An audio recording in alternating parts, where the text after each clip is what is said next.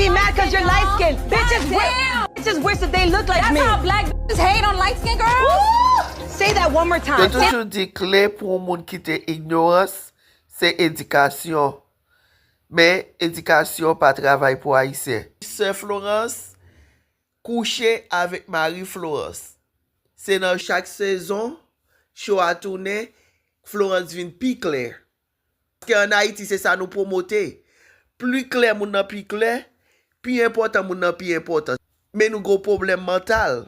Ça montre au côté haïtien yé. Problème li en tête li a toujours été là, li pas jamais changé. Parce qu'elle pense que c'est Haïti lié, pi clair la pi clair, pi remè a pi rebelle, et puis c'est pas vrai. C'est pas culture américain.